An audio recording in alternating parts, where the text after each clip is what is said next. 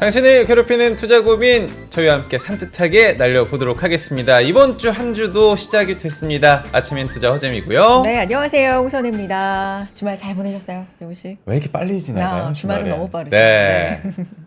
이번 주 어쨌든 이렇게 시작이 됐는데 지난 한 주 미국 시장 마무리도 그랬고요. 계속해서 시장이 충격에서 좀 벗어나서 네. 반등하려는 움직임이 뚜렷했습니다. 맞아요. 이번 주도 좀 좋은 흐름이 이어가졌으면 좋겠는데 그래요. 일단 우리 시장은 지금 약보합권에서 좀 머물고 있는 상황이에요. 예상한 네. 것보다는 조금 오락가락하는 느낌인데 제가 지난주에 이제 주말에 쉴 때 낮에는 아직도 뜨겁더라고요. 뜨거운데 더워요. 네. 아침 저녁으로는 조금 선선한 바람이 느껴졌었거든요. 느꼈어요? 네. 덥던데? 그래요? 되게 민감하게 그래도 조금 민감하게 섬세하게, 섬세하게? 느끼셨구나. 네. 그래도 산책 나오신 분들이 지난주보단 좀 많아졌다라는 네. 생각이 좀 들더라고요.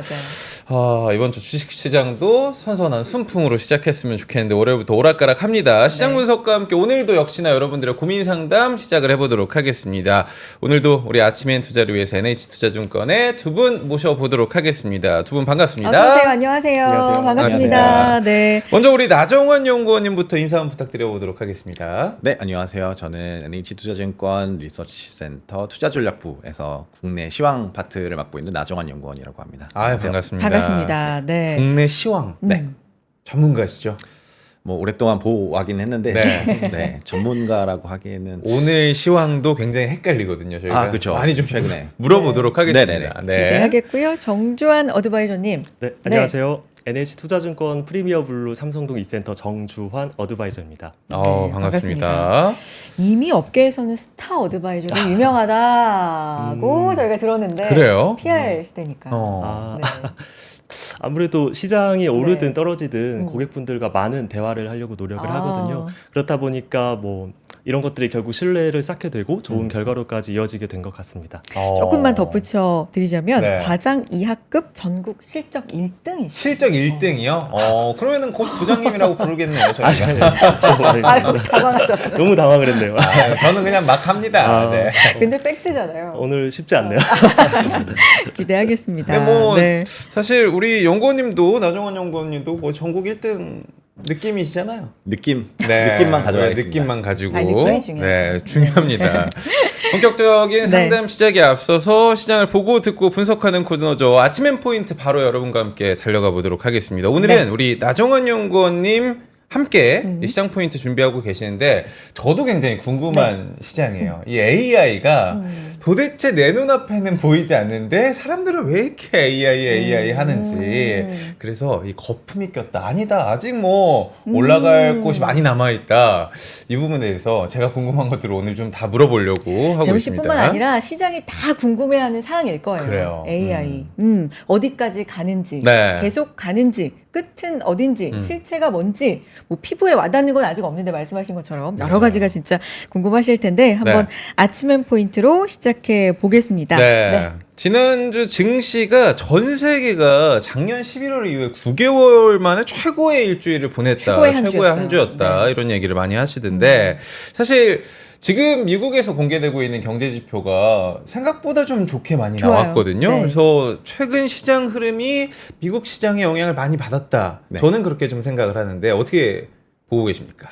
네, 맞습니다. 뭐 지난주 같은 경우에는 뭐 주가가 사실 그 전에 굉장히 많이 빠졌기 그렇죠. 때문에 그거에 대한 반발 매수세 정도의 수급이 유입이 되면서 주가가 반등했다라고 보고 있는데 우선 큰 하락 요인부터 좀 살펴보자면은 7월 고점을 찍고 주가가 하락을 하기 시작을 했죠.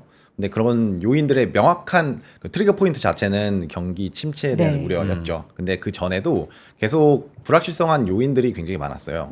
7월 고점 이후에 부각된 게 트럼프 피격 사건으로 인해서 대선에 대한 불확실성이 부각이 됐고요. 그 이후에는 실적 시즌이 시작이 되면서 네. 빅테크 기업들이 AI를 열심히 투자하고 있는데 수익이 나느냐 이런 논란이 있었고 투자만 하는 거 아니냐? 그렇죠. 맞아. 투자만 하는데 돈이 이게 벌리는 게 맞나? 네. 라는 논란이 있으면서 반도체라든지 이런 업종 위주로 좀 많이 떨어지면서 한국 영향도 받아서 한국 반도체도 좀 이렇게 약세 흐름을 보였던 네, 네. 게 그런 상황을 이어오다가 네, 네. 이제 경기 침체다 하면서 경기 그 고용 관련 지표가 좀 안 좋게 집계가 되면서 주가가 확 나빠졌었죠. 네. 그래서 이런 요인들을 조금 살펴봐야 되는데 이런 요인들은 사실 대선 불확실성, AI 수익화에 대한 논란 아니면은 그 경기 침체 이런 부분들은 사실 이게 단기간에 저희가 확인할 수 있는 게 아니거든요. 맞아요. 그러니까 이게 경기 침체가 아니다. 지금 자체는 뭐 시장이 최근에 경제 지표 소매 판매 잘 나오고 이러면서 뭐 괜찮은 것 같다라고는 하고 있는데 이게 경기 침체가 아니다라고 이렇게 명확하게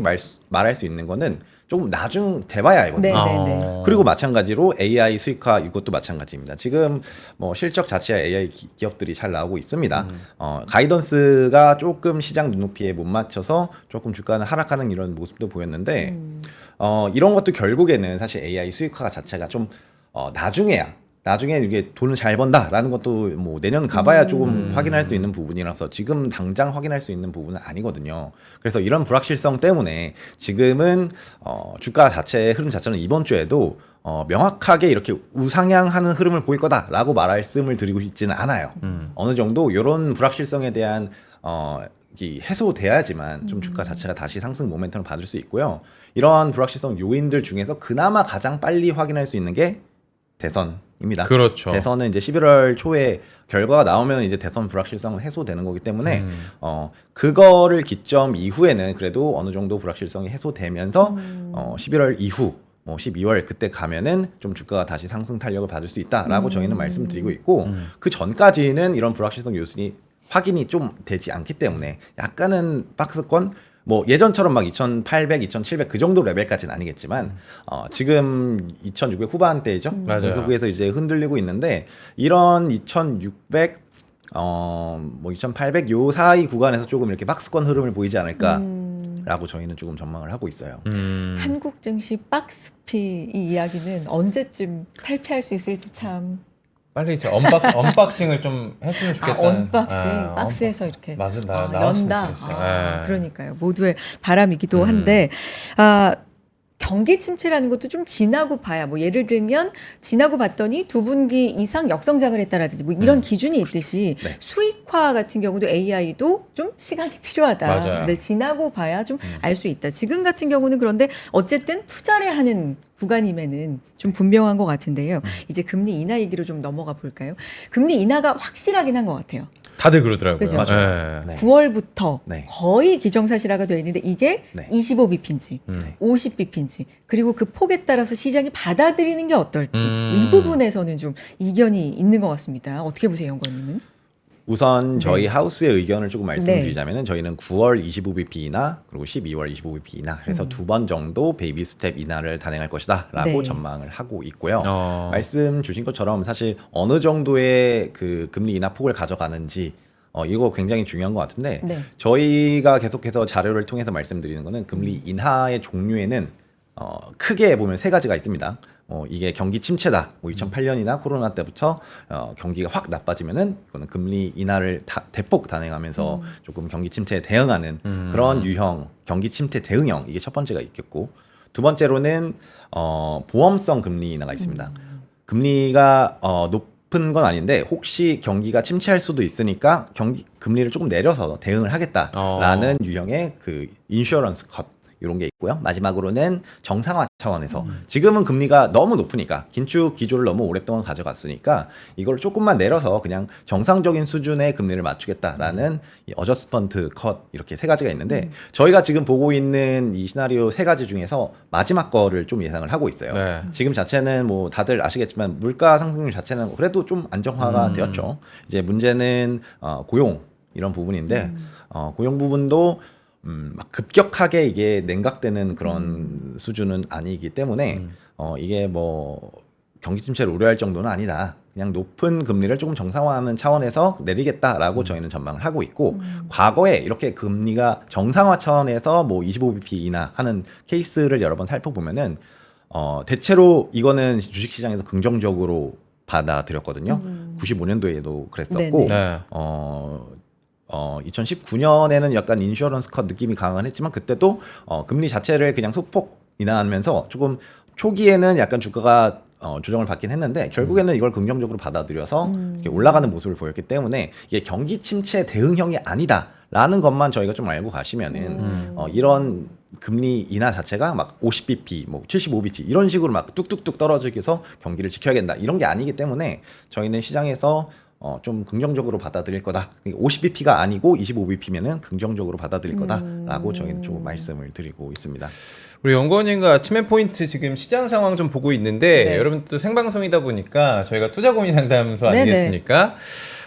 병쿠자님께서 주식 초보자인데 매도가 정말 어려운 것 같아요. 매도 잘하는 법 있나요? 라고 하셨는데 어렵죠. 현자가 한 분 경제를 알자님께서 매수는 기술이고요. 매도는 예술입니다.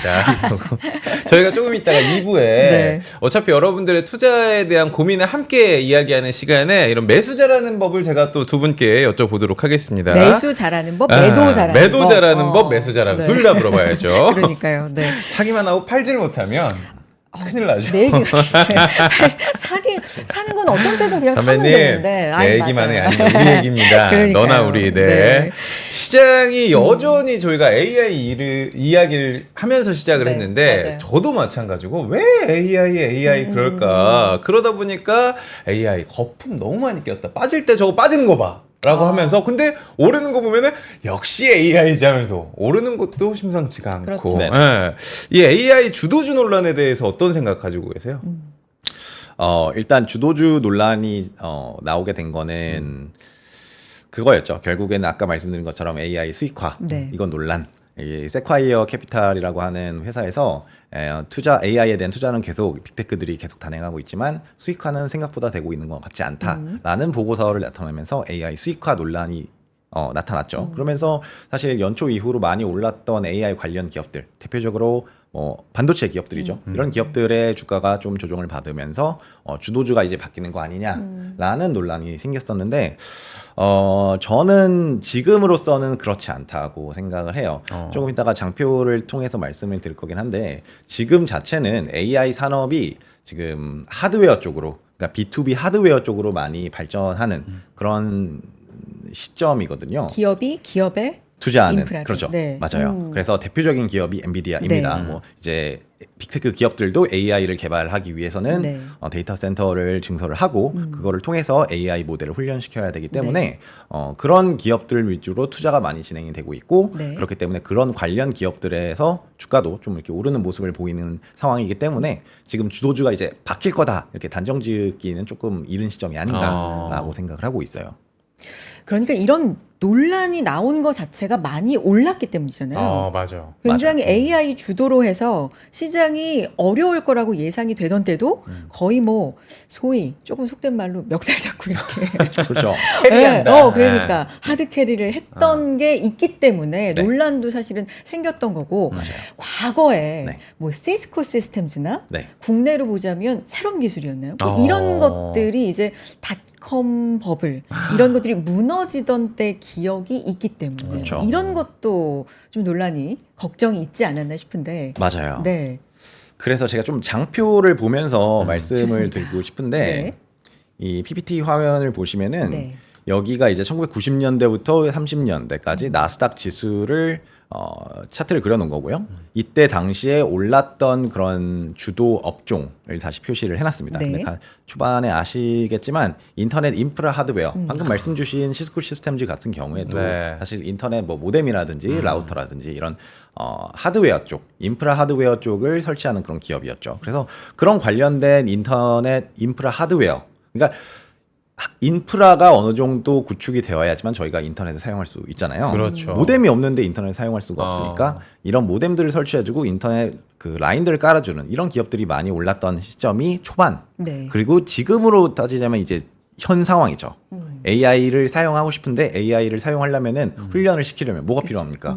저희 뭐가 필요해요? 뭐가 필요하죠? 데이터 센터가 필요해서 연산 그게- 프로세서를 그렇죠. 필요하죠. GPU가 필요하잖아요. 전기가 그래서 그렇죠. 엄청 필요하다. 관련해서도 네. 전력기기도 맞아요. 필요하고 이렇다 네. 보니까 지금은 AI 관련된 하드웨어가 갈 네. 수밖에 없는 그런 상황입니다. 네. 그 이후에 뭐가 됐냐고 하면은 PC라든지 저희 윈도우즈 95 기억하시죠? 저희 제가 네. 97부터는 기억을 하는데 그 전은 제가 선배님께 여쭤봐야 될 것 같습니다. 아유, 그래요? 그래요. 알겠어요. 기억해요. 윈도우즈 95, 네. 윈도우즈 98 뭐 이런 그런 그 컴퓨터들을 이제 사용을 하면서 네. 관련되었던 뭐 구글을 사용하든지 네. 뭐 저희가 기억하실지 모르겠는데 뭐 라이코스 이런 거 기억하시나요? 기억해요. 그죠? 엠파스 이런 라이코스. 그죠? 이런 기업들도 네. 있었습니다. PC 통신. 맞습니다. 네네네. 그런 기업들을 이제 다 있었습니다. 그래서 네. 그런 관련된 인터넷 소프트웨어 기업들이 많이 갔던 때가 이제 90년대 후반대. 그래서 어. 저희도 마찬가지로 AI도 결국에는 지금은 인프라 하드웨어 쪽으로 많이 주가가 가고 있어요. 근데 어느 정도 인프라 하드웨어가 구축이 되고 다 이제 어느 정도 대중화가 되는 시점 이후에는 AI 소프트웨어 쪽으로 조금 넘어가지 않을까라고 저희는 조금 생각을 하고 있습니다. 그 시점을 정확하게 예측한다는 건 어려운 거죠. 그쵸. 그거는 네. 사실 저도 알고 싶은데, 그, 여기 90년대, 그러니까 네. AI를 굉장히 저는 인터넷 시대하고 굉장히 비교를 많이 하고 있는데, 네네. 인터넷 시대에도 결국 하드웨어에서 인터넷 소프트웨어 쪽으로 시점이 넘어간 언제였냐고 하면은 95년도이거든요. 95년. 95년도에 뭐가 있었냐면은, 윈도우즈 95가 출시가 됩니다. 아. 이게 뭐 당연한 소리이긴 한데 사실 윈도우즈 95가 좀 혁명적이었던 게 뭐냐면은 그 전에도 사실 그래픽 UI라는 게 존재를 하긴 했어요. 근데 저희가 지금 사용하고 있는 마우스를 이용해서 아이콘을 클릭해서 실행하고 이런 게 너무 당연하잖아요. 근데 그때만 하더라도 마이크로소프트에서 그래픽 UI가 적용된 윈도우즈 95를 출시를 하면서 이게 너무나도 사람들한테 되게 많이 받아들여지고 이게 전파가 되면서 사람들이 컴퓨터를 많이 사기 시작을 했고 윈도우즈 95를 많이 사용을 하기 시작을 했습니다. 그러면서 윈도우즈 95에 같이 깔려있던 인터넷 익스플로러를 사용하면서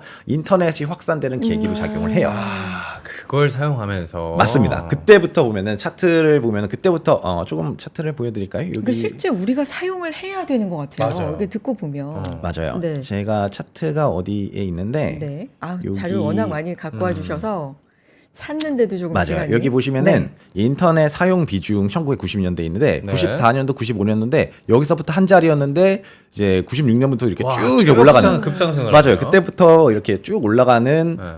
모습을 보실 수가 있어요. 그래서 그때 이후에 뭔가 이제 인터넷이 하드웨어에서 소프트웨어로 넘어갔다라는 점을 미뤄봤을 때 어떤 계기가 있겠죠. 어떤 계기로 인해서 AI도 마찬가지로 하드웨어를 지금 많이 쓰긴 합니다. 제가 사실 실제로 기억을 해보면 네. 90년대 후반부터 이 게임방이 많이 생겨난 것 같거든요. 맞아요. 그러면서 네. 아 실제로 우리 주변에서도 이 온라인을 이용해서 게임을 할 수 있구나 하면서 이 취미들이나 이 모습들이 좀 달라진 것 같거든요. 그렇죠. 그런 것들이 AI에서 뭔가 와야겠네요. 우리한테. 그렇죠. 그러니까 생활 속에서 써야 돼. 그러니까 그죠? 맞아요. 그런 부분이 뭐가 될지 모르겠지만 음. 그래서 우리가 온 디바이스도 얘기를 하고 있는 거고 그렇죠. 좀 기다리고 있는 거네요. 맞아요. 네, 맞습니다. 네. 그래서 온 디바이스 같은 경우도 네. 뭐 저희는 그러니까 예전에는 그 자꾸 왔다 갔다 해서 죄송한데 여기 요 차트를 한번 다시 보시면은 아이폰이 나오고 안드로이드 폰이 나온 거는 이제 07년도, 08년도 그 시점이거든요. 0708년도. 그 이후에 앱스토어 나오면서 이제 모바일 소프트웨어 쪽으로 앱 시장이 막 개화가 됐었죠. 그러니까 이 역사를 한번 쭉 보시면은 인터넷 인프라 하드웨어, 소프트웨어, 모바일 하드웨어, 모바일 소프트웨어 이런 식으로 갔는데 그거는 되게 장기간에 걸쳐서 이렇게 발전이 일어났어요. 네. 근데 지금 시점에는 아무래도 확산 속도가 좀 더 빨라요. 음. 사람들이 AI를 받아들이는 속도, 전파되는 속도 자체가 굉장히 빠르기 때문에 지금 자체는 AI 하드웨어 인프라 쪽으로 가는 건 맞는데 AI 소프트웨어로 가면서 동시에 AI 모바일 하드웨어도 좀 많이 발전하지 않을까. 온디바이스 AI 네. 저희는 이제 하반기부터는 조금 이제 시작되지 않을까. 저렇게 예측을 한다면 아직 올라갈 수 있는 시장의 성장 가능성은 저는 크다고 느껴지거든요. 네, 저도 마찬가지로 그래요. 그렇게 보고 있습니다. 그래 AI다. 아 이렇게 또 귀가 저는 또 팔랑팔랑하지. 아니, 그래, 좀, AI다. 좋아요. 조금 더 들어보자고요. 네. IBM 그리고 뭐 이런 역사 속에서 기업들의 예를 들어보면 지금의 상황이 어떤지 이런 부분도 좀 알 수 있을 것 같은데 영훈님 이 맞습니다. 얘기도 좀 해주실 수 있나요? IBM 얘기를 해주셨는데 네.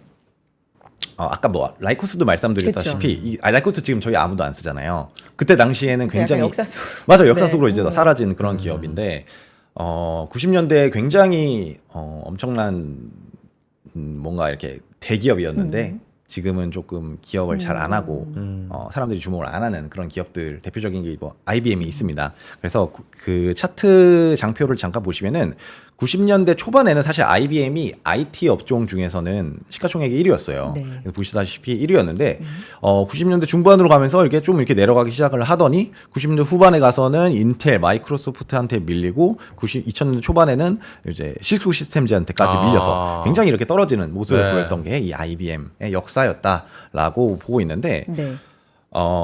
주도주가 그렇게 결국은 변한 거죠. 이런 거 보면은 왜 이렇게 됐냐라고 보시면은 IBM 자체가 조금 적응을 잘 못했던 것 같아요.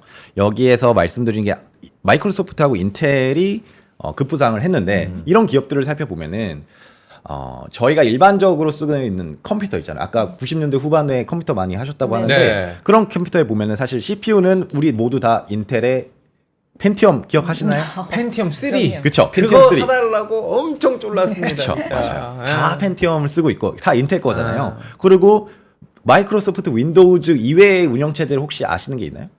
뭐가 있죠? 그죠? 기억이 안 나잖아요. 어. 다 그렇습니다. 그러니까 이때 그 퍼스널 PC 시장이 개화되면서 이 퍼스널 PC 시장을 개화시킨 건 IBM이 맞아요. IBM이 나오면서 IBM의 이 호환성 높은 컴퓨터가 PC 시장을 연 건 맞는데 그 컴퓨터들을 이제 카피하기 시작한 기업들이 많이 나옵니다. 델, HP, 뭐 컴퀻 이런 기업들이 그랬구나. 이런 비슷한 PC들을 복제를 하면서 거기 똑같은 제품을 넣죠. 이제 펜티엄 넣고 마이크로소프트의 윈도우즈 구식을 넣으면서 이런 기업들이 막 쓰다 보니까 사람들이 이제 다 이제 그걸 쓰는 거죠. 네. 인텔 CPU 쓰고 마이크로소프트의 OS 쓰고 이러다 보니까 그냥 계속 쓰다 보니까 계속 쓰게 되는 거죠. 지금까지도 뭐 저희가 사용을 하고 있잖아요. 전 직장이 용산 전자장가 쪽 아니시죠? 아닙니다. 컴퓨터 사고 싶어가지고 지금. 그래서 이렇다 보니까 인텔하고 마이크로소프트는 실적이 계속 좋을 수밖에 없는 거죠. 그런데 그 반면 IBM이 사실 유명한 게 뭐였냐면은 이런 기업들이 아니었어요. IBM은 지금 여기 나오는 차트에 보시면은 메인프레임이라고 혹시 기억하실 수도 있는데 엄청나게 큰 컴퓨터였어요. 나사 이런 영화 보면은 나사에서 막 엄청 큰 컴퓨터에서 느낌은 되게 슈퍼컴퓨터 느낌 그렇죠. 나네요. 맞아요. 네, 대기업에서 이렇게 사용을 하거나 아니면 정부기관에서 사용하는 B2B용 뭐 데이터 지금 엄청나게 치면 데이터 큰, 센터라고 네. 할 수 데이터 있겠죠. 센터 같은 그렇죠. 느낌이네. 이런 쪽에 집중을 하고 있었는데 이런 쪽은 아무래도 IBM이 마켓쉐어를 굉장히 잡고 있다 보니까 그쪽에만 계속 집중을 한 거죠. 그 B2C 그러니까 퍼스널 컴퓨터 시장 자체는 뭐 그때 당시 애플도 있었고 아타리도 있었고 여러 가지 많은 경쟁 업체들이 많아가지고 경쟁이 치열하고 마켓쉐어도 그렇게 높지가 않았다 보니까 마진도 조금 높지 않았어요. 그러다 보니까 IBM이 우리는 B2C 말고 B2B에 집중해야겠다라고 하면서 정책 방향을 약간 메인프레임 시장으로 계속 가져갔는데 나중에 보고 보니까 컴퓨터가 막 확산되면서 시장이 결국 엄청 크게 확대된 거는 B2C 시장이었던 거죠. 집에 퍼스널 다들. 네. 컴퓨터가 있다는 느낌으로. 그렇죠. 진짜. 그거를 IBM은 조금 놓쳤다. 놓쳤죠. 과소평가한 거죠. 그러니까 그때를 우리가 계속 얘기하는 게 한번 네. 경험을 했기 때문에 물론 시사점도 있고 같은 점도 있고 다른 점도 있겠지만 결론으로 조금 이제 가봐야 될 것 같아요. 그래서 네. 이 AI 관련돼서는 지금 어떻게 봐야 된다는 결론이신지 그리고 어떤 기업을 좀 봐야 된다는 말씀이신지. 그게 중요하죠. 그러니까요. 결론을 말씀드리자면은 네. 이 결국 윈도우하고 그 인텔 CPU가 있었던 거는 이런 높은 점유율을 기반으로 해서 꾸준한 실적 성장률을 볼 수 있었던 건데 지금 실적을 보시면은 엔비디아 같은 경우 실적이 사실 나쁘진 않잖아요. 계속 성장세는 보이고 있어요. QoQ로 플러스 네. 성장률은 보이고 있어요. 그래서 이런 추세가 계속 된다면은 뭐 지금 시장의 눈높이가 높아서 사실 가이던스가 조금 낮게 나온다면은 주가가 조금 상승폭을 반납할 수는 있겠죠. 근데 이게 저희가 이게 1년 보고 투자하는 게 아니잖아요. AI 산업 같은 경우 사실 장기간으로 보고 메가 트렌드 산업이기 때문에 좀 중장기적으로 봤을 때는 좀 계속 좋은 기업이다. 엔비디아라고 생각을 하고 있고 포인트 자체는 결국에는 이제 B2C 사업으로 넘어갈 거다 보니까 B2C 사업이 진출되면서 수혜를 볼 수 있는 업종. 뭐 대표적인 거는 이제 뭐 삼성전자하고 애플이 되겠죠. AI 폰을 만들 수 있는 그런 능력이 캐파가 되는 기업들이 대표적으로 애플과 삼성전자이기 때문에 저는 애플 쪽으로 조금 더 포커스를 맞춰서 좀 추천을 드리고 있는 상황입니다. 결국에 애플, 삼성전자, 그런데 조금 더 애플. 네, 이런 느낌으로. 예전에 와, 오늘 이제 응팔 같은 거 좋아하는 드라마를 드라마였어요. 보면은 네.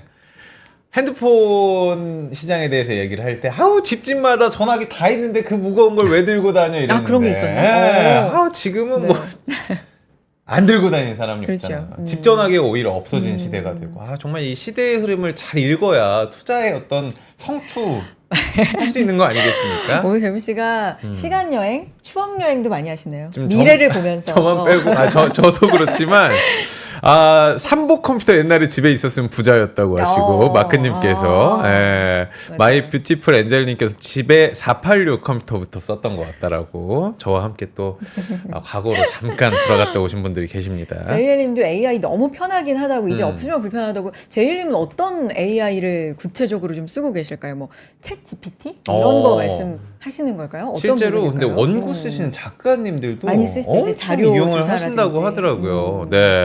그렇군요. 이게 실생활에서 얼마나 이제 광범위하게 또 퍼질지 맞습니다. 네, 이런 부분도 좀 관건일 것 같은데 일단 나정환 연구원님과 얘기를 해봤습니다. 네. 너무 오래 이제 기다려 주셔서 음. 정주환 어드바이저님 들으시면서 또 어떤 의견이 혹시 있으셨는지 듣고 네, 싶은데요. 저도 일단은 뭐 입이 굉장히 마른데 그러니까 너무 입을 계속 다물고 있어가지고. 근데 저도 AI 똑같이 메가 트렌드라고 생각하고 그래요. 좀 이따가 또 말씀을 드리겠지만 네. 좀 이따가 말씀드리겠습니다. 알겠습니다. 잠시 후에 뵙도록 그래요. 또 하겠습니다. 정주환 어드바이저님의 시간이 기다리고 있으니까 네. 빨리 가보도록 하죠. 일단은 나정환 연구원님과 함께 용산에 잠깐 놀러온 느낌으로 시장 상황과 포인트 짚어봤고요. 저희는 잠시 광고 듣고 여러분들의 투자 고민 함께 이야기 나누는 시간이죠. 투자인 코칭으로 함께 하도록 하겠습니다. 와, 멋있다. 부러운가? 기본기 연습과 스트로크 훈련에 1532시간을 투자해 갖게 된 리듬이다. 나의 드럼도 나의 자산도 투자로 키운다. 나는 투자한다. 나는 성장한다. NH투자증권. 네, 광고 듣고 왔습니다. 많은 분들 지금 함께 해주고 계시고요. 감사드립니다. 이 시간 또 이어지는 시간은 상담도 해드리고 있으니까 맞습니다. 알고 계시죠? 여러분 신청 많이 해주시기를 부탁드립니다. 영상 하단에 있는 설문 폼 통해서 상담 신청해 주실 수가 있는데 이 방법이 나는 좀 어렵다 하시면 이메일 주소 좀 나가고 있습니다. 방법 2번 보이시죠? 네. 이 이메일 주소 통해서 메일 보내주시면 되겠고요. 소정의 상품도 드립니다. 네. 꼭 상담도 받으시고 상품도 받아가셨으면 좋겠고 팁이 있죠? 저희가 네. 2주 전에는 제발 보내달라고 했는데 이제는 정말 많은 분들이 보내주고 네. 계시기 때문에 그런데 더 많이 보내주세요. 네. 여러분들 내 사연이 잘 뽑힐 수 있는 팁을 저희가 좀 말씀을 드려보도록 하겠습니다. 네. 일단 팁에는 최소 5종목 이상을 기재해달라고 했는데 꼭 5종목 그러지 않으셔도 돼요. 아니어도 되죠. 네네네. 네. 뭐 2종목도 좋고 3종목도 좋고 아니면 내가 갖고 있는 건 왜 이게 관심이 있다. 그렇죠. 이건 어때요? 이런 것도 좋습니다. 네, 좋습니다. 네, 자유롭게 좀 보내주시고요. 네, 그리고 평단가 수익률 비중 보유기간 적어주시면 더 저희가 자세하게 브리핑을 해드리도록 하겠습니다. 또 네. 출연자분들에게 묻고 싶은 내용을 자세하게 적어주시면 저희도 자세하게 돌려드리는 시간을 마련할 테니까 여러분들 팁 꼭 기억하시고 많은 사연 보내주시길 바라겠습니다. 많이 많이 보내주시고요. 그러면 오늘 들어와 있는 사연 또 소개를 해드리고 같이 고민을 네. 해보도록 하겠습니다. 재문 씨가 또. 오늘은요. 네. 닉네임 무대뽀님께서 보내주셨습니다. 네. 오늘의 고민 비슷한 종목에만 투자를 합니다. 종목 선정 어떻게 해야 할까요? 이 종목 선정 어렵죠. 어렵죠. 안녕하세요. 저는 50대 남성입니다. 네. 저는 자산 증식을 위해 2000년 1월부터 어머나 이게 25년 차 정도 되신 그러네요. 거죠? 2000년 1월이면은 조금씩 주식을 사 모으다 지금은 여러 종목에 큰 금액을 투자를 하고 있습니다. 저는 주식을 할 때 비슷한 계열에 관심을 가지고 투자를 하는데 그러다 보니까 이 관련주가 무너지면 손실률이 굉장히 큽니다. 네. 이 투자 방법을 바꿔야 하나 늘 고민을 하고 있습니다. 제 포트폴리오를 공개하자면 먼저 현대차 사무비입니다. 네. 첫 회에 현대차 EUB 투자 상담 잘 들었는데 상담해드렸죠. 네, 네네네. 맞습니다. 남일 같지 않아서 저도 문의를 드립니다. 현대차 사무비 배당 받으려고 들어갔습니다. 지금 수익은 한 60%가 넘어 나름 잘 보유하고 있는 것 같습니다.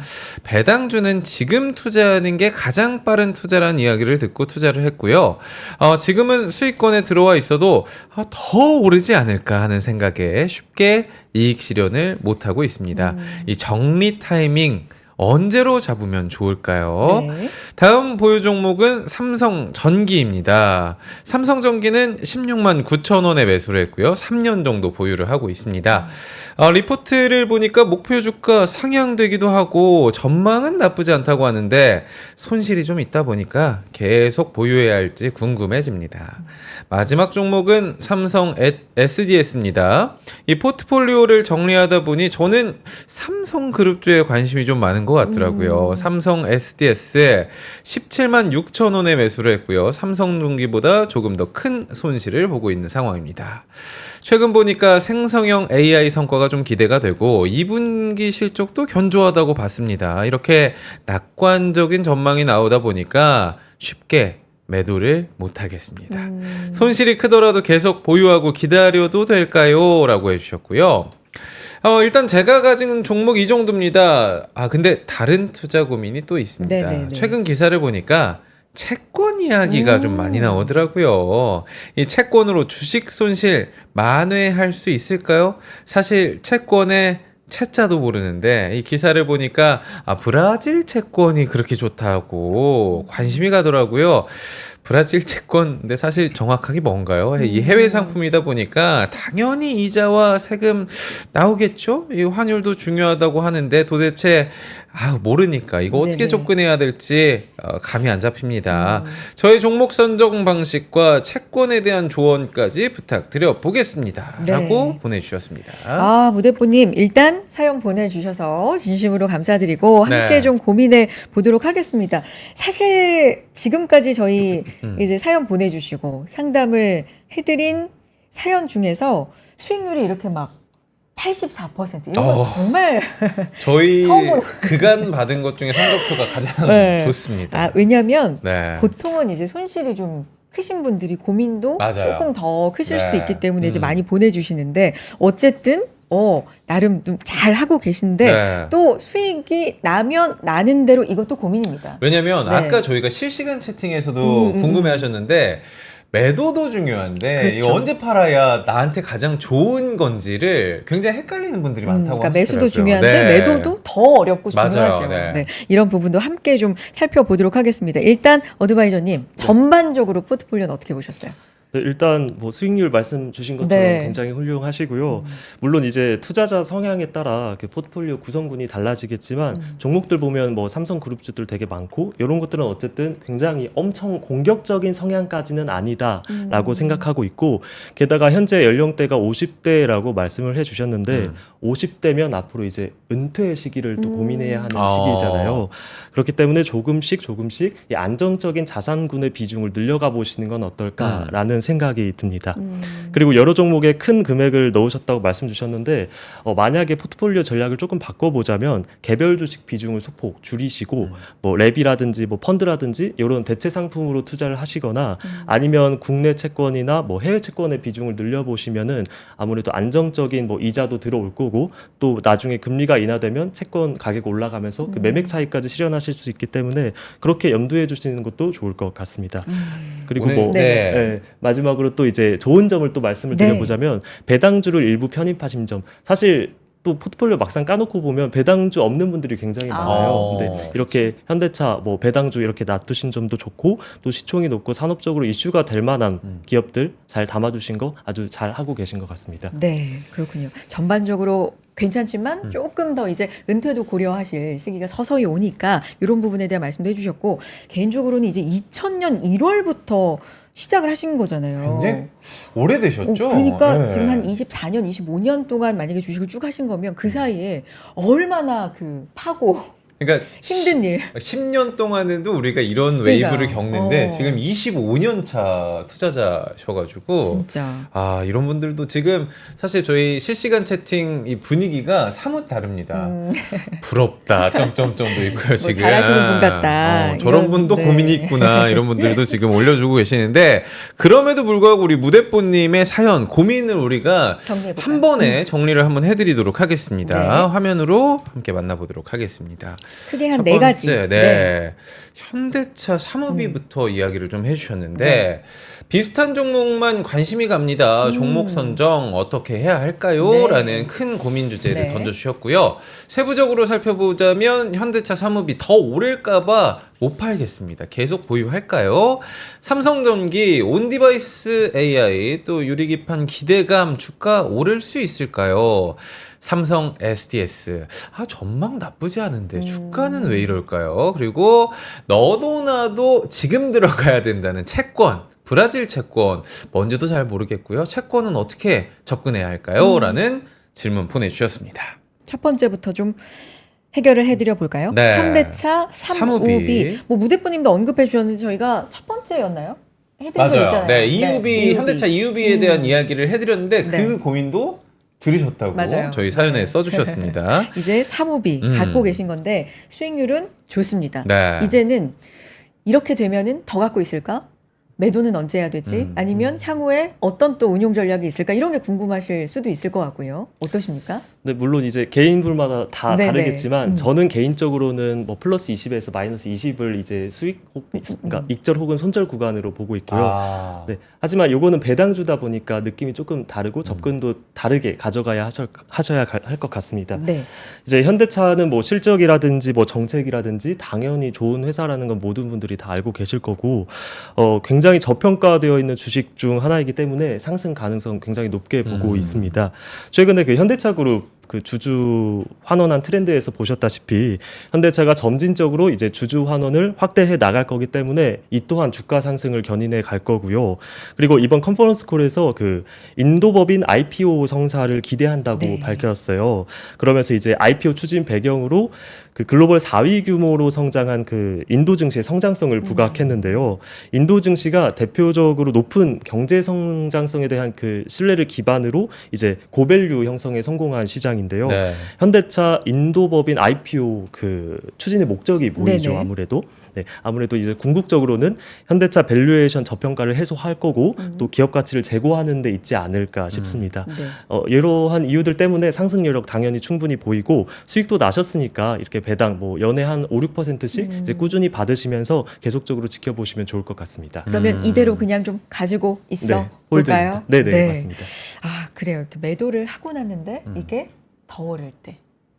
어때요? 그럴 땐 어때요? 아 그런 경험이 없어요? 많이는 없으니까 많이는 저는. 없어요? 예. 음.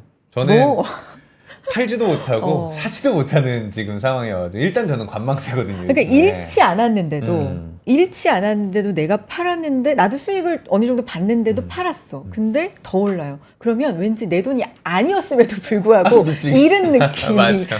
들더라고요. 저는 개인적으로 들더라고요. 네, 여러분 맞아. 어떠신지. 저도 그런 경험이 좀 있는 것 같은데 일단은 현대차 사무비 관련해서는 지금 연구원님께서는 이 자동차 이걸 좀 여쭤봐야겠다. 연구원님께 자동차 산업의 흐름은 좀 어떻게 보고 계세요? 뭐 말씀해 주신 거를 들어보면 일단 배당 쪽에 굉장히 투자 포인트를 두고 계신 것 같은데 저희도 네. 그쪽 부분에 대해서는 굉장히 동의를 하고 있습니다만 이제 결국에는 자동차가 더 팔리냐 덜 팔리냐 이게 중요한데 더 팔릴 거냐라고 하면은 저희는 조금 그런 모멘텀은 줄어들 거다라고 생각을 하고 있어요. 연초 이후에 한국의 수출 자체는 굉장히 증가율이 높고 굉장히 그렇게 호조를 이어가고 있는데 결국 4Q 아니면 내년에도 자동차가 미국 쪽에서 더 잘 팔릴 거냐라고 한다면은 조금 거기에는 의구심이 있어요. 미국 경기 자체가 뭐 나쁘지 않은 건 맞는데 결국에는 조금씩 둔화되는 흐름을 보이고 있고 지금 저희가 주목하고 있는 거는 결국에는 내년에 대통령이 누구냐 이건데 미국에. 네, 그렇죠. 미국의 대통령이 누구냐 이건데 트럼프 대통령이 지금 뭐 용어 상박이긴 하지만 트럼프 대통령이 될 가능성을 조금은 높게 보고 있는 상황에서 그래요?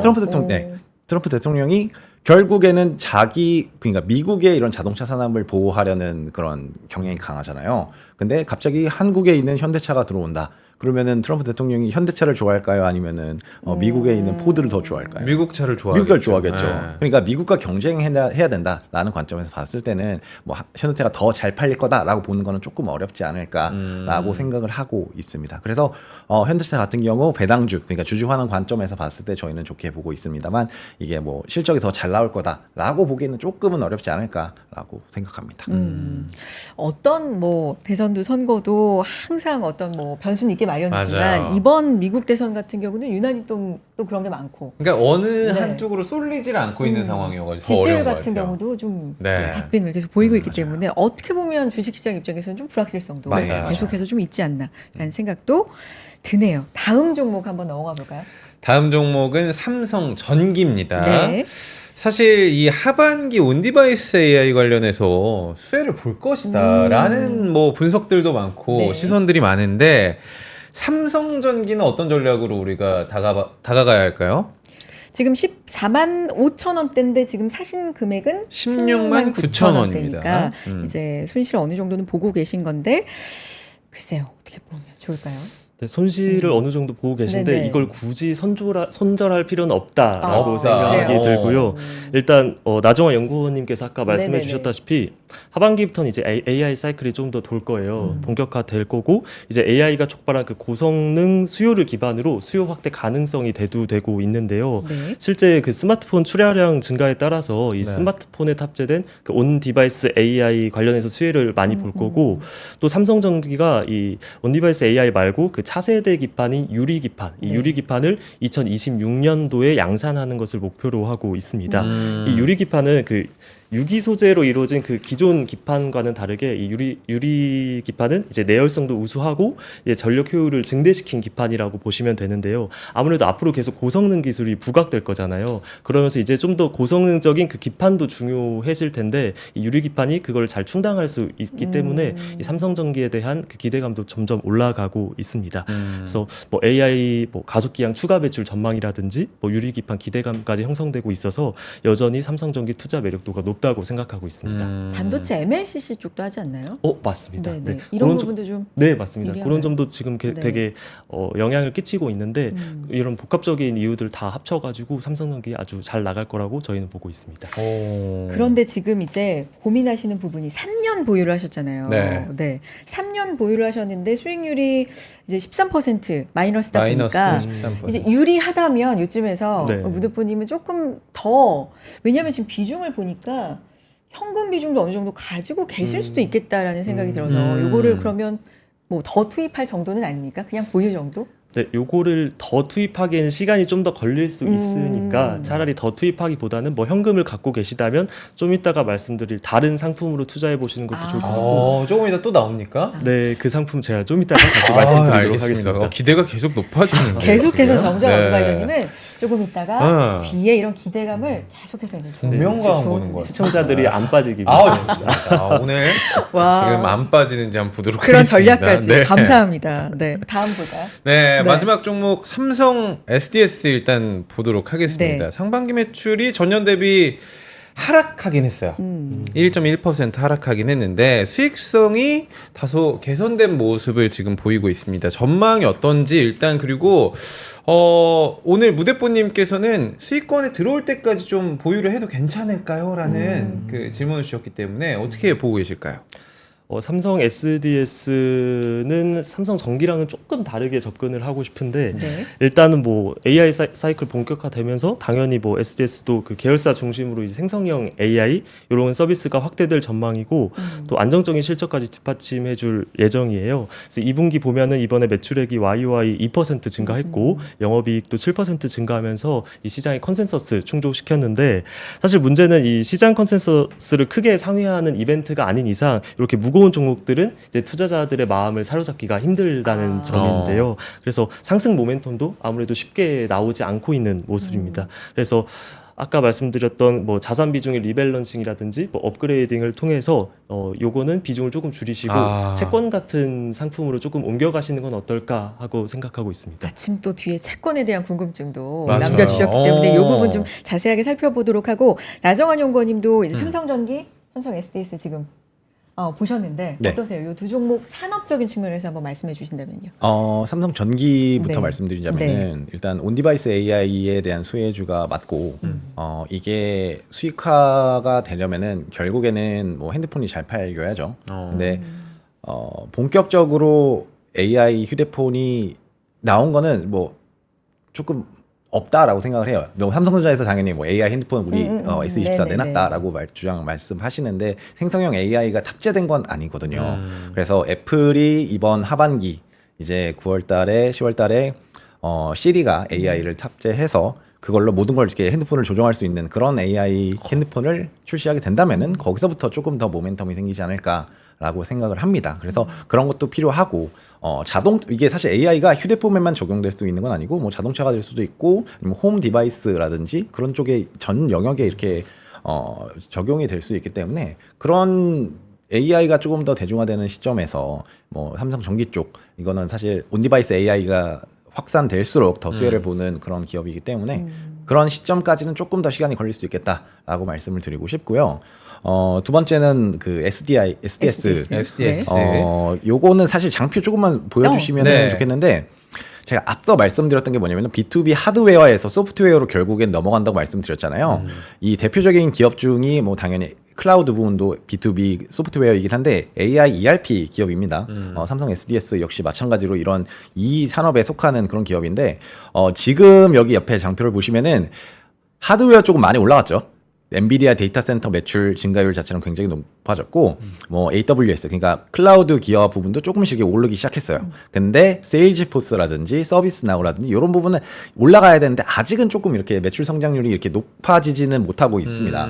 그러니까 기업들이 이 AI 소프트웨어라든지 ERP라든지 이런 부분을 받아들이고는 있는데 이게 아직까지는 실적으로 약간 이어지지는 못하고 있어요. 그러니까 이분들이 AI 소프트웨어를 받아들여서 지금은 테스팅을 조금 이렇게 하고 있는데 이게 실적으로 이어지기까지는 뭐 이번 하반기를 좀 거쳐봐야지만 조금씩 더 이제 높은 가격을 채택을 하면서 이게 실적으로 이어질 것 같다. 그래서 그런 기간까지는 시간이 조금 걸릴 것 같다라는 측면에서 당연히 저희는 그 SDS도 좋게 보고 있지만 수익화가 결국에는 이런 세일즈포스라든지 서비스나우라든지 AI 소프트웨어 기업들이 실적으로 나온다라고 하면은 그때도 동반해서 이제 주가 모멘텀도 받을 거라고 좀 생각을 하고 있습니다. 그게 좀 출발점 시그널이 될 그렇죠. 수가 있군요. 네, 알겠습니다. 이제 채권 얘기로 넘어가야 돼요. 그렇죠. 네. 이제 이게, 관심 종목인 거죠, 이제.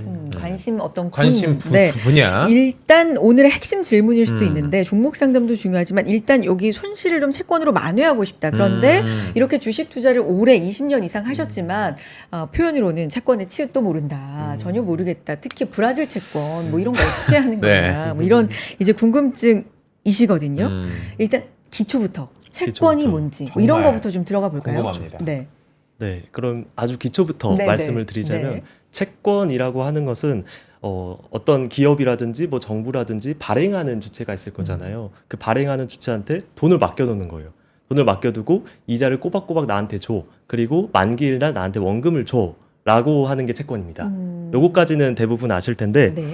요즘에 이 채권이 인기가 있는 이유가 이제 금리를 인하한다고 하잖아요. 지금 금리가 굉장히 높은 수준이고 앞으로 인하할 거라고 하니까 이게 또 쉽게 말하자면 채권 금리가 인하된다는 거는 채권의 가격이 상승한다는 거거든요. 네네. 그럼 제가 지금 예를 들어서 7,000원짜리 채권을 탔는데 앞으로 채권 가격이 뭐 8,400원이 됐어요. 그러면은 벌써 몇 퍼 먹은 건가요? 20% 먹은 거잖아요. 그렇기 때문에 채권에 대한 관심도가 점점 높아지고 있습니다. 이걸 조금 더 쉽게 말씀을 드리자면 올해 5% 쿠폰의 채권이 나왔어요. 쿠폰이란 게 뭐예요? 쿠폰이 이자라고 생각을 하시면 됩니다. 네. 연 이자가 이제 5%예요. 근데 내년에 금리가 인하돼서 4%짜리가 나왔어요. 네. 그럼 우리 MC 분들은 5%짜리를 갖고 싶으신가 아니면 4%짜리를 내년에 갖고 싶은가? 5죠. 네. 올해 네. 당연히 5%짜리를 네. 살 거잖아요. 맞아요. 그럼 5%짜리의 가치가 올라간다는 거고 결국 기존의 채권 5%짜리 채권의 가격도 올라간다는 겁니다. 나중에 뭐 4% 생기고 3% 생기고 이렇게 금리가 점점 내려가면 기존의 5%의 채권 가격은 올라가게 되는 거예요. 결국에 금리와 가격은 반비례한다라고 생각을 하시면 되는데요. 현재 지금 기준금리랑 뭐 시장금리가 다소 올라와 있는 상태이기 때문에 앞으로 내려갈 것을 저희가 예상을 하고 있고 마찬가지로 채권의 가격도 상승할 거라고 저희가 예상을 하고 있는 겁니다. 여기서 근데 또 중요한 게 단기채, 만기가 짧은 단기채를 살 것이냐 아니면 만기가 긴 장기채를 살 것이냐 요것도 포인트가 될 수 있는데 장기와 단기 어떻게 구분을 하는 거예요, 그러면? 사실 이게 이론적으로 구분을 하는 건 조금 애매하긴 한데 저희는 이제 업계에서는 보통을 한 5년 이상을 장기로 보고 있는데 아, 제가, 5년 이상 네, 장기? 제가 근데 말씀드리고자 하는 거는 뭐 한 20년, 30년짜리 장기를 보고 있습니다. 그 이유를 말씀을 드리자면 네. 일단 저희가 그 말길의 이론을 조금 빌려보자면 이제 수익률 곡선의 볼록성이라는 게 있는데 이런 볼록성 때문에 채권 가격 상승의 폭이 채권 가격 하락폭보다 더 큰데요. 네, 그리고 이제 채권 만기의 잔존 기간이 길고 그 듀레이션이 길면 길수록 채권 가격 변동성이 더 커지게 됩니다. 네. 앞으로 이제 금리가 떨어지고 채권 가격이 오른다고 가정을 했을 때 단기채보다는 장기채의 그 가격 상승 폭 그리고 그 속도가 더 빠르다라고 보시면 되는 건데요. 이제 장기채를 매수하셔서 나중에 진짜 실제로 금리가 인하되고 이제 뭐 시장 금리가 선제적으로 인하되게 된다면 이 채권을 뭐 장기채더라도 중도에 매도할 수 있어요. 특히 네네. 이제 국채 같은 경우에 물량이 워낙 많다 보니까 매매하는 게 크게 어렵지 않은데 네. 이렇게 중도에 매도함으로써 이제 매매 차익까지 실현해 보시면 좋을 것 같고 그리고 현행법상으로는 이제 매매 차익에 대해서는 세금을 부과하지 않거든요. 그래서 이것도 이제 비과세이기 때문에 큰 매력도가 있는 것 같습니다. 네. 그런데 이 채권 같은 경우는 지금 금리 인하가 될 거다, 방향성은 확실하다라는 것 때문에 점점 더 관심을 얻고 예, 맞습니다. 있다라는 말씀이시잖아요. 네. 그럼 누구나 다 그걸 미리부터 좀 알고 있었으니까 선반영된 측면이 있지 않습니까? 맞아요. 네. 그래서 실제로 저번 달에 채권 가격이 굉장히 이번 달에 채권 가격이 굉장히 많이 올랐어요. 네. 그래서 그 말씀하신 것처럼 기준금리가 내려갈 거라는 것을 이제 시장에서 선제적으로 네. 반영을 한 건데요. 하지만 제가 봤을 때는 그 수준이 올해분만 반영이 됐을 뿐이지 내년에 인하분까지는 아직 반영이 안 됐다라고 판단이 되고 실제로 10,000원으로 발행이 됐던 그 10,000원짜리 저희 한국 국고채가 20년 남은 국고채가 지금 7,500원, 그러니까 7,000원 중반대예요. 근데 어쨌든 이제 만기 때는 10,000원으로 회귀하게 될 거거든요. 네. 그래서 저희가 기다리면서 이제 이자도 꼬박꼬박 받으니까 그런 면에서 저희가 갖고 가는 건 좋을 것 같습니다. 그러면 채권 비중을 늘려보시는 것도 네, 맞습니다. 좋을 것 그래서 같다. 사실 뭐 한국 국고채라든지 미국 국채 같은 경우에는 주식이랑 비교를 했을 때 조금 심심할 수는 있어요. 재미가 없다라고 생각할 수 있는데 움직임이 막 이렇게 네, 맞아요. 크지가 주식 않으니까. 막 이렇게 네네. 하잖아요. 근데 채권은 막 이 정도는 네네네. 아니어가지고 그냥 안정적으로 이제 그냥 뭐 성과급이다, 뭐 월급이다라고 생각을 하시면서 받고 계시다가 뭐 정말 매매 차익 실현해 보시면 좋을 것 같고 아니면 나는 채권 너무 심심해, 재미가 없어, 지루해라고 생각을 하신다면 이제 해외 채권 그 중에서 이제 신흥국 채권에 관심을 가져보시는 것도 좋을 것 같습니다. 그 신흥국 채권 중에 오늘 이야기가 나온 게 브라질 채권도 맞아요. 포함이 되는 거잖아요. 예, 맞습니다. 그럼 브라질 채권은 또 뭔지를 이야기를 해주셨고, 뭐 여기에 이자나 세금, 뭐 투자 방법 어떻게 해볼까요? 이런 전략을 좀 세워주시면 좋을 네. 것 같아요. 브라질 국채 뭐 마찬가지 한국 국채는 한국 정부에서 발행한 국채, 네네. 미국 국채는 미국에서 발행한 국채. 마찬가지로 브라질 국채는 브라질 정부에서 발행한 국채를 말하고요. 이제 핵심 포인트를 한 3가지 정도로 말씀을 드릴까 하는데요. 이제 첫 번째는 쿠폰이랑 수익률입니다. 브라질 국채 쿠폰 연 10%짜리입니다. 굉장히 높죠. 예.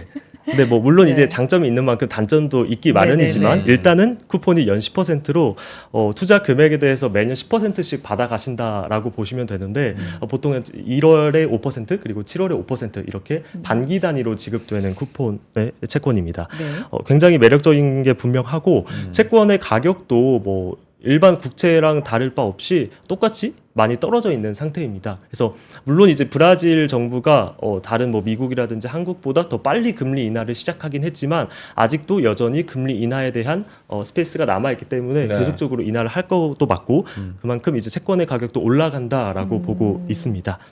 그래서 이제 가격이 떨어진 것까지 반영을 하면 실제 수익률은 한 연 12% 정도라고 아하. 보고 있고요.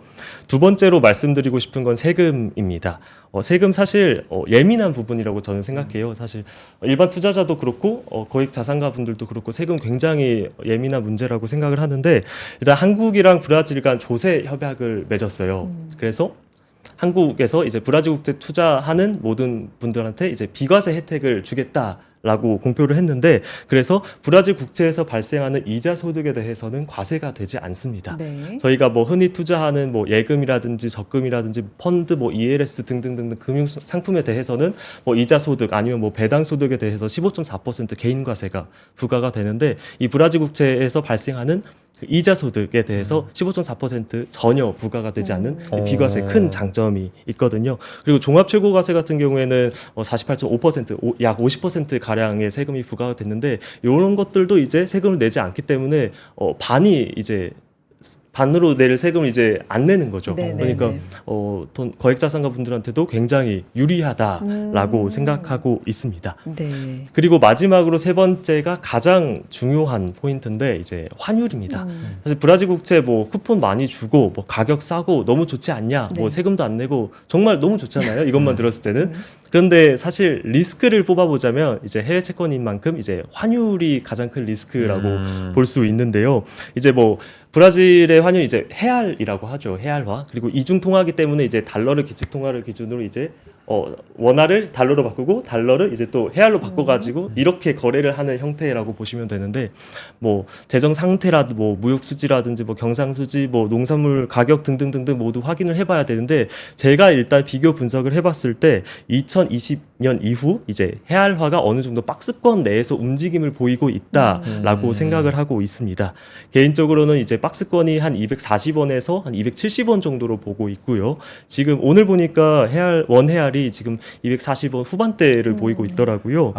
네, 그래서 현재 수준에서 어느 정도는 매력적이지 않을까라고 생각이 듭니다. 뭐 예를 들어서 저희가 240원에 투자를 했는데 뭐 채권 가격 변동 없이 쿠폰만 꼬박꼬박 받다가 갑자기 헤알이 뭐 260원이 됐어요. 그러면은 연에 쿠폰 10% 받고 헤알로도 10% 먹고 굉장히 많이 먹은 거죠. 그래서 연으로 20% 사실 세금도 없으니까 세해 전으로 따지면은 사실 20% 훌쩍 넘어가는 수준이잖아요.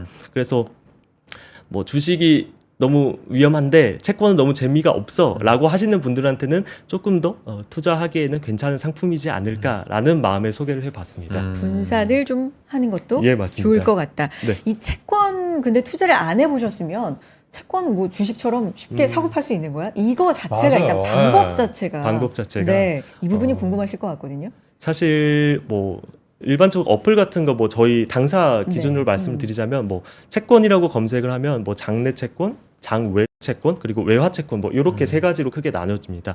뭐 장내 채권은 뭐 주식처럼 장 내에서 거래되는 채권인데 이런 거는 이제 어느 정도 한계가 있어요. 해외 채권 같은 경우에는 이제 장내에서 거래가 안 되기 때문에 그냥 어느 정도 뭐 몇몇 개의 원화 채권이라고 생각하시면 되고 또 장내 채권에서 거래가 안 되는 것들은 또 장외 채권에서 거래가 되고 마지막으로 해외 채권 같은 경우에는 외화 채권에서 뭐 주문하기 뭐 이런 걸 누르시면 진행을 하실 수 있는데 참고로 뭐 원화 채권은 해외 채권과는 다르게 이제 해외 채권은 원화 채권과는 다르게 이게 중개 형식이거든요. 저희 회사가 다른 데서 사오는 거예요. 네네네. 그렇다 보니까 그 단가라든지 이런 게 실제 가격과 제가 주문 넣은 가격이랑 조금 달라질 수 있다는 점 이런 점들은 참고 사항으로 알아두시면 좋을 것 같습니다. 알겠습니다. 이렇게 채권까지 네 우리 무대포님의 고민이 좀 어느 정도 해결이 되셨으면 좋겠는데 모르겠습니다. 네. 근데 이 비율은 또 어느 정도로 생각을 하면 좋을지. 그리고 브라질 채권 이제 어느 정도 그럼 다 좋다. 와 이러실 수 있는데 아까 말씀해 주셨지만 아니죠. 좋은 점만 있는 게 아니다 맞습니다. 했거든요. 위험성, 염두에 둬야 할 사항에 대해서 다시 한번 좀 콕콕 짚어 주셨으면 좋겠어요. 네. 이제 좋은 게 있는 만큼 당연히 그러니까요. 리스크가 있는 그러니까요. 점이니까 네. 이제 그리고 이게 매우 높은 위험으로 분류가 될 정도로 위험 등급이 높은 상품이고 네. 물론 이제 국가 위험도 있죠. 뭐 브라질에서 무슨 뭐 전쟁이 터진다든가 뭔가 아무래도 네. 뭐 자연재해가 있다든가 하면은 당연히 이제 브라질의 신용 등급에도 영향이 갈 수도 있는 거고 이런 국가적인 국가 위험 뭐 시장 위험이 있을 거고요. 말씀드렸던 가장 큰 뭐 환 위험, 헤알 위험, 뭐 환율 위험이라고 보시면 됩니다. 뭐 이런 것들을 잘 이제 고려하시고 투자에 꼭 참고를 하시면 좋을 것 같습니다. 알겠습니다. 여기까지 듣겠고요. 두 분과 함께 했는데 한 분 네. 한 분 사실 오늘 시장이 좀 지난주 반등을 좀 뒤로 하고 약세를 좀 보이고 있어서 아쉽다 하시는 분들도 있고 맞아요. 시작부터 이 방향성을 어떻게 잡아가야 되는지 좀 혼란스러우실 수도 있는데 일단 연구원님께서 이 시황 전문가시니까 오늘 시장에 대해서 어떻게 좀 대응해 봐야 좋은지 이 부분도 좀 정리해 주시면 좋을 것 같고요. 네. 네. 이번 주 뭐 지금 시장 보니까 조금 빠지고 있는 네. 것 같은데 뭐 사실 이번 주 같은 경우에는 그렇게 큰 이벤트가 존재하진 않아요. 지난주에는 그래도 소매 판매도 있었고 소비자 물가 지수도 있었는데 이번 주 같은 경우는 이벤트가 좀 주 후반에 잭슨홀 미팅 같은 경우가 이제 한국 시간으로 금요일 아침에 발표가 되다 보니까 그 전까지는 이렇게 뭐 주가를 흔들 만한 그런 이벤트가 없어서 그 전까지는 사실 지금 정도의 흐름 약간 저점 찍은 이후 급하게 올랐는데 거기에서 약간 뭐 약보합 정도 흐름 약보합 정도. 여기서 약간 흐르는 정도 음. 보합권 정도에서 움직일 거라고 생각을 하고 있고요. 뭐 결국에는 이번 주 주말쯤에 가가지고 금요일에 가서 잭슨홀 미팅을 들어본 다음에 그때 가서야 조금 방향성이 나올 거라고 생각을 하고 있습니다. 그렇군요. 어드바이저님 오늘 차분하게 설명, 네 상담 잘해 주셨는데 마지막으로 감사합니다. 네 당부의 말씀 부탁드려요. 시장에 대해서. 아, 네. 네, 말씀 주신 것처럼 네. 낙폭 과대되면서 이제 수급이 진짜 수급도 이제 빨리 끌어올린 것 같은데 이번에 잭슨홀 미팅도 있다 보니까 이번 주는 조금 관망하는 자세로 지켜보시다가 실제로 모멘텀이 일어난다든가 조금 반등이 크게 나는 것 같으면 그때 따라 사보시는 것도 좋을 것 같습니다. 네. 두 분과 함께 했는데 네. 네. 또 나와 주실 거죠? 대답이 이러실 거예요? 저 아니.